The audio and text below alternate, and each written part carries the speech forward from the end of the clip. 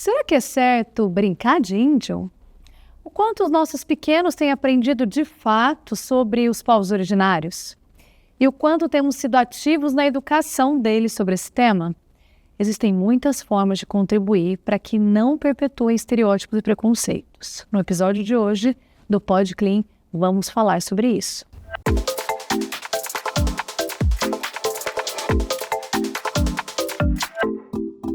Olá, meu nome é Bruna e esse é o Pod Clean, o podcast da Clean. Para falar sobre esse assunto, a gente convidou a Gisele Joá, que está aqui com a gente hoje. Bem-vinda, Gisele. Inata que é, Bruna, gratidão, uma boa tarde. No nosso idioma ancestral da nação Cariri, boa tarde é Kangi-Keretu. Então, que estejamos nesse momento, né, de união, de muito debate, num assunto tão importante, né, tão pouco investigado e tanto a se debater, né, acho que vai ser incrível. Eu queria que você se apresentasse. Sinceramente, né. Quem é Gisele Joá? Por que, né, desse nome também? Sim, bom, eu sou uma mulher indígena com 26 anos de idade. Eu nasci em Osasco, São Paulo, né, mas com 4 meses eu voltei para o território originário dos meus pais, né, então me criei em uma comunidade rural no sertão do Ceará, bem distante de Fortaleza, assim, inclusive, não é tão conhecida, né, a comunidade do Sítio Calabaço, na cidade de Acopiara. E lá é uma comunidade rural de descendência direta do povo indígena Quixelô, né? Infelizmente, por conta de muitos apagamentos históricos, nós não somos considerados um povo indígena em diversas formalidades, mas nós temos essa memória ancestral muito forte, né?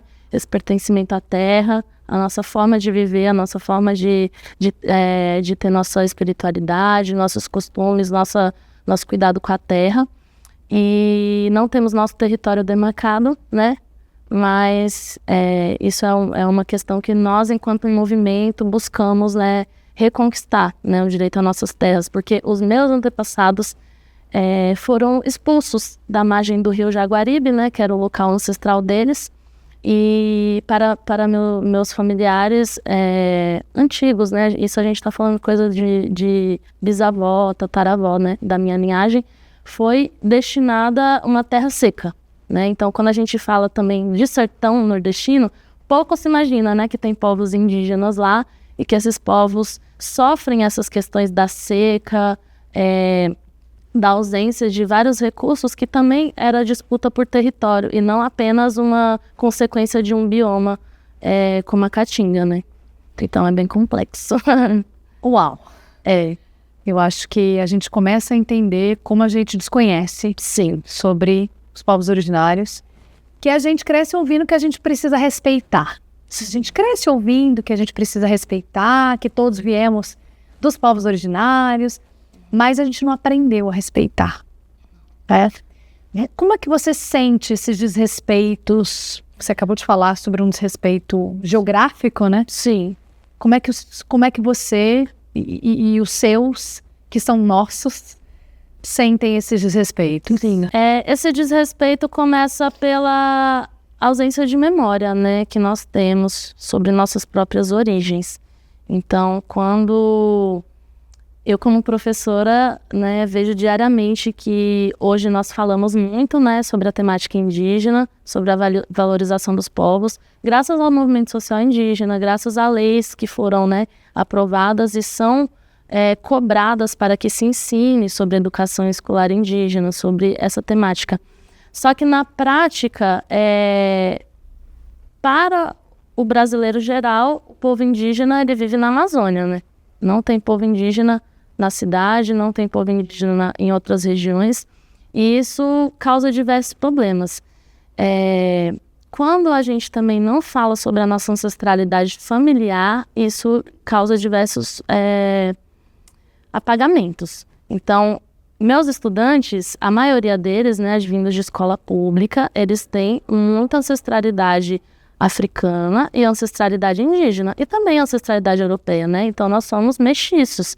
Só que essa mestiçagem, ela não é contada por inteiro, né? Uma boa parte da nossa mestiçagem, a gente sabe da nossa origem italiana, da nossa origem portuguesa, espanhola, às vezes até sabe qual que é o ano do navio, né, que nossos bisavós possam ter vindo, mas e aquela bisavó que era daqui mesmo, da mata, né?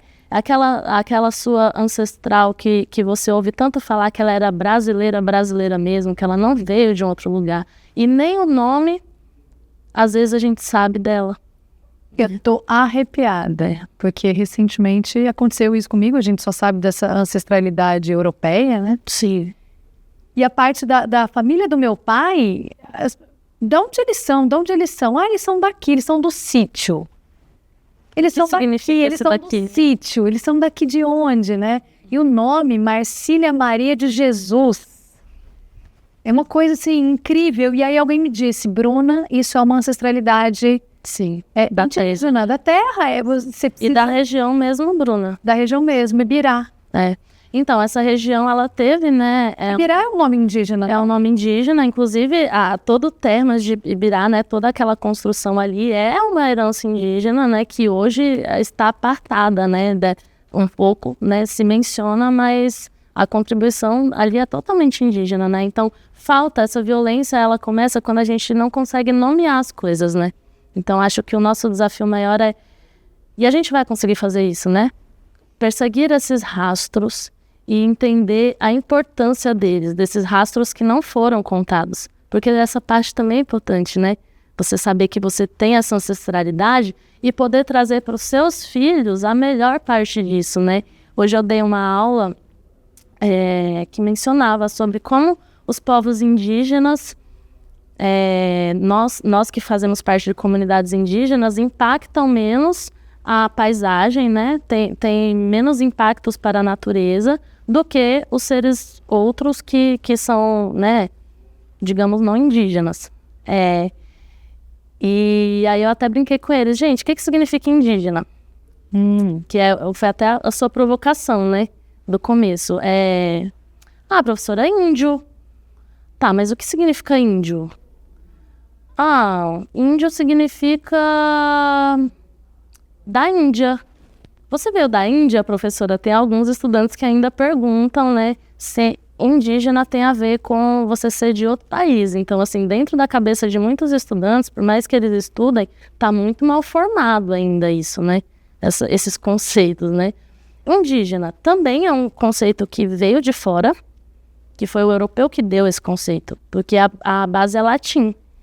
Então, índio, a gente fala hoje que é errado falar, porque tem estudos dizendo que não foi só um erro de português de achar que estava na Índia, mas também índio seria mais ou menos como uma expressão para dizer que a pessoa é sem Deus.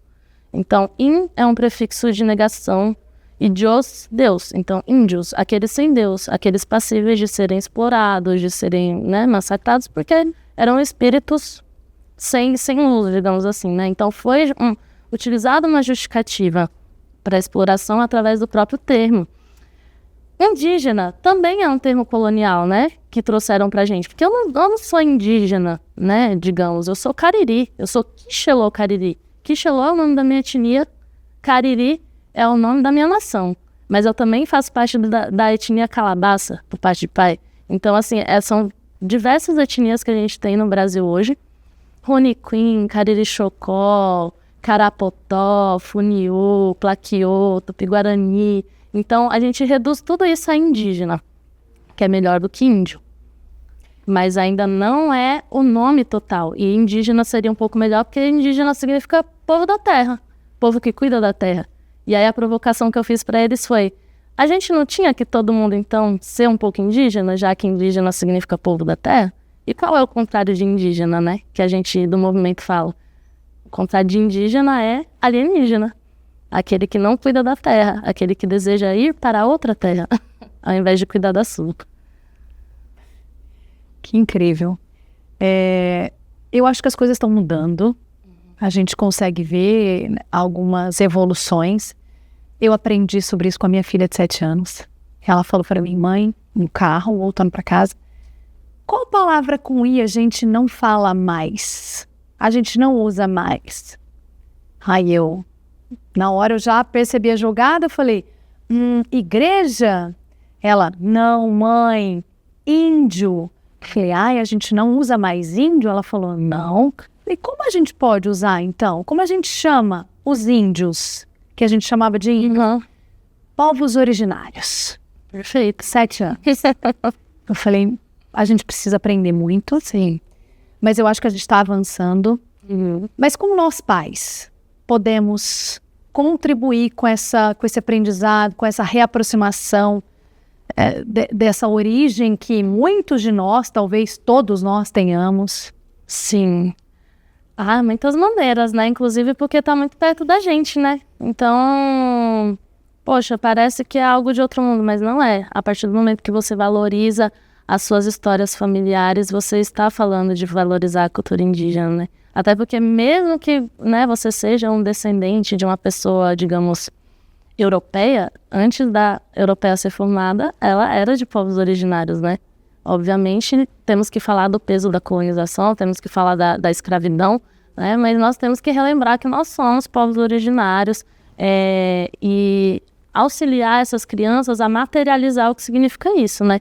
Então, quando eu incentivo minhas crianças a entenderem que existem terras indígenas demarcadas, que precisam ser respeitadas e que de repente eu posso fazer uma visita a essa terra indígena e conhecer outras crianças que vivem em harmonia com a natureza mais do que você, criança que vive na cidade, mas que também existe pessoas indígenas na cidade, sendo você ou não, né? Nossa cidade tem em torno de 370 pessoas autodeclaradas indígenas aqui, sendo brasileiras ou imigrantes, né? Então, onde essas pessoas estão? De repente, a minha coleguinha de sala, de aula, veio de uma aldeia. E, de repente, ela está sofrendo algum tipo de preconceito ali por conta da aparência dela ou por conta da forma como ela fala. Então, trazer para essa criança que nós estamos em todos os lugares e que é muito legal saber disso. Assim como é legal saber que São Paulo tem vários quilombos, que os quilombos são terras, né, originárias dos povos que lutaram contra a escravidão, pessoas negras e indígenas, e que também dá para conhecer esses lugares. Inclusive, não mencionei, mas eu tenho um projeto junto com outra parenta indígena que é Educar Ancestral, né? Educar Ancestral traz para as crianças, para as famílias, para as instituições, para toda a sociedade civil, que nós existimos, nós pessoas indígenas, e temos muito a contribuir, né? E para compartilhar.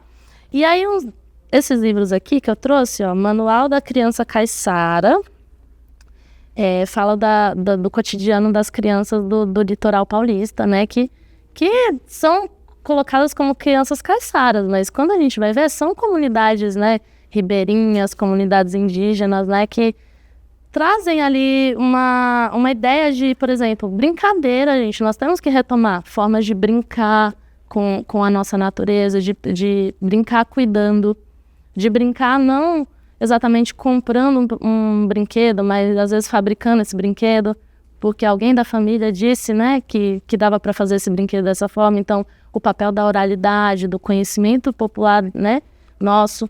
Esse aqui, Terra de Cabinha, olha que bonitinho, é das crianças lá do sertão do Cariri, né, da onde eu venho. E aí vai falando várias tradições de brincadeira que as crianças têm lá, o que essas crianças comem, como que essas crianças se divertem ou lidam com coisas mais sérias, como a própria exploração dos seus territórios. Então, trazer essa conscientização não apenas como a lenda, que nem é lenda, né? São as histórias sagradas do povo. Então, às vezes, quando a gente vai trabalhar a temática indígena com as crianças, nós ficamos muito focados em falar das histórias, a Iara, o Boto, é muito importante, né? Mas a gente, às vezes, folcloriza, né? Coloca como algo lendário que não existe. E também não traz para uma prática, né? De que, para além dessas histórias tradicionais que são muito sagradas das comunidades, e tem várias e são muito importantes, a gente tem que falar de trazer mais para perto, tirar dessa cabeça a ideia de que ficou no passado, ou de que é errado, né? De que não existe, ou de que tem algo que às vezes até ameaça, né, a religião, né, monoteísta. Então, assim, a gente pode trabalhar de uma forma para acabar com esses preconceitos, sabe? Como é que a gente consegue, na escola, falar sobre isso sem cair nos estereótipos que são fáceis da gente cair? Aí que tá. Eu acho que a gente só consegue com muita representatividade.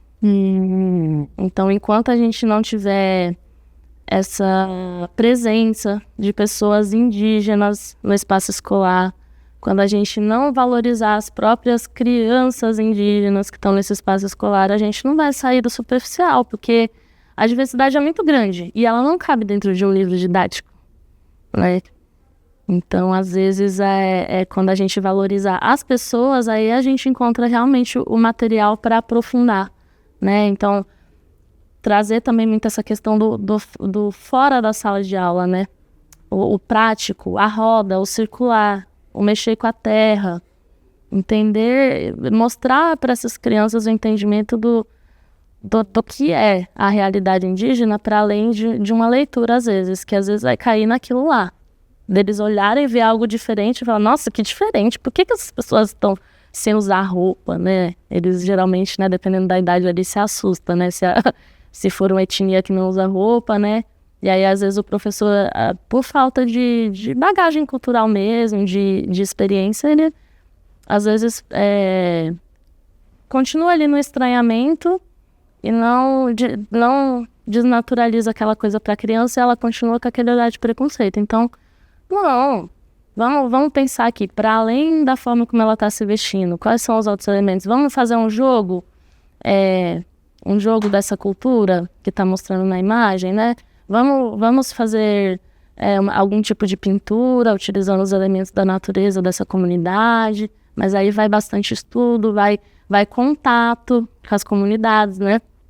Porque, gente, nós estamos falando disso aqui, ó, livros escritos por nós há pouco tempo, né? Óbvio que tem parentes que estão escrevendo há um bom tempo, mas era muito difícil, né? Antigamente, a gente poder dizer por nós quem a gente era. Então, quando pega esses materiais, eles ainda são muito superficiais. Eu acho que um bom começo, que você apontou, é descobrir. Oi, quem é aqui de povos originários? Quem conhece a história? Você sabe a história? Tem alguma relação? Dentro dessa escola, existe alguém que possa trazer isso? Professora, minha bisavó era... que legal, como chamava sua bisavó? Aí a criança, na maioria das vezes, vai ficar... não sei. Não sabe o nome da bisavó. Aí você já vai fazer essa reflexão. Nossa, pergunta. Vamos tentar saber se a gente consegue saber. Aí depois que ela perguntou o nome, se ela descobriu... E como será que ela vivia? O que ela fazia, né? Onde era? Vai buscando essa pesquisa mesmo.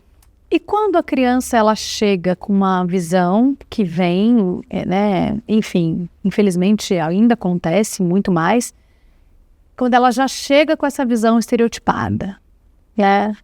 Quando ela vem pintadinha de índio da escola no dia do índio, como é que a gente pode receber e trabalhar isso? É um assunto muito delicado, porque eles amam, né, se pintar, e eu entendo, porque eu também amo me pintar, né? Mas se a gente é família, no caso você tá querendo dizer... Sim, a família, Bom, eu acho que vale um estudo, se você tiver, né, à disposição. Óbvio que a gente sempre quer o melhor, né, para nossa família, então a gente vai ter à disposição de fazer uma pesquisa mais aprofundada com a criança, né. Eu acho que censurar não é o caso, porque a criança não foi a criança que preparou a atividade, né. Não. Então, eu acho que você pode até fazer uma pesquisa mais aprofundada, falar, olha, filho, filha, existem várias pinturas, tá vendo? Olha, esse povo se pinta assim, esse se pinta assim. Olha, temos que tomar cuidado, porque essa pintura que a gente está vendo aqui, para determinado povo, significa luto, né? Então, não é um tipo de pintura que a gente pode sair fazendo, porque não é da nossa cultura. Aí a gente faz algo que, às vezes, não tem entendimento, né? Mas não fechar a porta, né? Utilizar isso como uma continuidade. E, se possível, conversar com a escola, né? Para que ela expanda também essa percepção que, infelizmente, ainda é muito comum, né?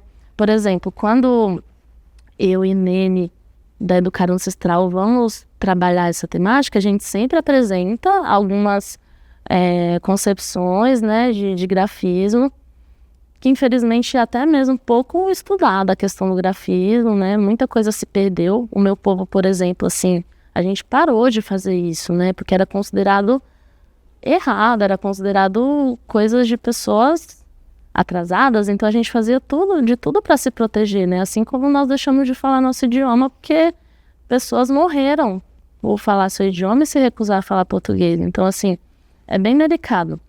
Mas aí quando nós vamos falar de grafismos, a gente sempre apresenta o conhecimento que existe e damos uma abertura para as crianças. Olha, a partir de agora a gente vai criar, digamos assim, uma experiência de grafismo. Não é o grafismo, porque o grafismo são as comunidades que têm essa cultura que fazem. Mas a partir do que a gente viu, vocês vão criar o de vocês, a experiência de grafismo de vocês, no papel, vamos fazer uma grande arte. Mas pintar o rosto mesmo é só com uma pessoa indígena pintando o rostinho de vocês, tá bom? Vamos pintar agora porque nós somos indígenas. Que aí entra muito essa questão de... Às vezes, quando a gente tá fazendo a vivência, ainda vem as famílias... Vamos lá, filho, se transformar em índio, né? Então... Aí você vai lá, olha, não é bem assim, né? Toda uma questão cultural que está atrelada a várias outras coisas. A gente está pintando porque nós viemos dessa tradição, mas é complicado. É um processo. Né? Mas as crianças amam arte, né? E eu acho que a gente não pode perder isso. Hoje eu vejo muitas famílias assim, falando, porque antigamente podia pintar o rosto, agora não pode mais pintar, é muito triste, não pode mais falar em dia do índio, não pode não sei o quê. Claro que pode, né? A gente celebrar, eu acho que a gente tem que celebrar, mas de uma maneira contextualizada e que as instituições valorizem os povos que tem ao redor, né? Igual a iniciativa, né, desse podcast, chamar uma pessoa que tem essa vivência, né? Para vir falar, assim, como levar comunidades indígenas às escolas, para as crianças realmente terem uma vivência, né, significativa e não simplesmente de uma data aludindo, né, a algo que vai acabar ali. Você gosta de se pintar? Eu amo muito. Se eu pudesse, toda hora.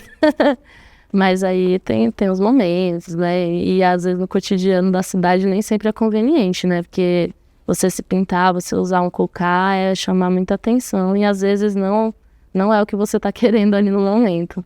E a sua língua, você fala também? Eu falo algumas poucas coisas, né? Porque a nossa língua, ela foi considerada extinta, assim como o nosso povo.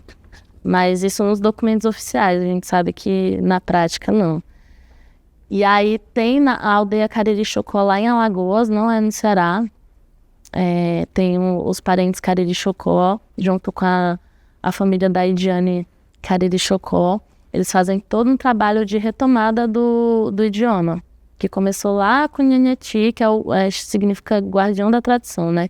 É o senhor responsável por guardar essa memória da língua, que eles conseguiram continuar, né, falando por conta do ritual sagrado deles. Então as palavras rituais ficaram, mas as palavras cotidianas não. Então, hoje nós fazemos esse trabalho de revitalização das palavras cotidianas e eu tive que estudar o meu próprio idioma, né? Olha que coisa. Obrigada. Eu acho que essa é uma abertura de uma conversa que precisa acontecer. Sim. De uma maneira mais profunda, de uma maneira mais frequente, e que todos nós temos que estar dispostos a ter. Sim. E é muito, muito legal que a gente fala que nós povos indígenas somos parentes, né? Independente da nação, você é parente do outro. Eu acho que nós aqui estamos, né? Nessa parentalidade, nessa rememoração e que cada um, né, do lado do outro ali no nosso cotidiano, relembremos isso, né? De que nós somos todos filhos da terra, né? Tem até... Posso finalizar com uma música? Por favor. Eu não trouxe a maraca, né? Nosso buibu, que a gente fala que é aquele instrumento, né? O nosso chocalho sagrado. Mas a gente faz, né, ritmo de qualquer forma. Então, se você puder me ajudar, você me ajuda? Peraí. Vamos lá, claro. Vamos lá, eu vou falar e aí você responde no coro, tá bom? Quem deu ensinou, não soube dar. Quem deu esse nó não soube dar. Esse nó tá dado e eu desato já. Esse nó tá dado e eu desato já. Quem deu esse nó não soube dar. Quem deu esse nó não soube dar. Esse nó tá dado e eu desato já. Esse nó tá dado e eu desato já. Oi, desenrola essa corrente, deixa o povo trabalhar. Desenrola essa corrente, deixa o povo trabalhar. Vem trabalhar no fogo, relembrar, né, nossas origens ancestrais indígenas do território de Pindaretá, Brasil. Inatekie, gratidão. Inatekie. Inatekie. A infância é um momento ideal para cultivar valores como respeito e diversidade e ensinar sobre os povos indígenas, povos originários, como a gente aprendeu hoje aqui com a Elisele. Vai além da história. É sobre reconhecer e valorizar a nossa cultura. Por isso eu espero que esse episódio tenha te ajudado a refletir sobre como trazer esses aprendizados para o dia a dia das crianças. Obrigada pela participação. Até o próximo Podclean.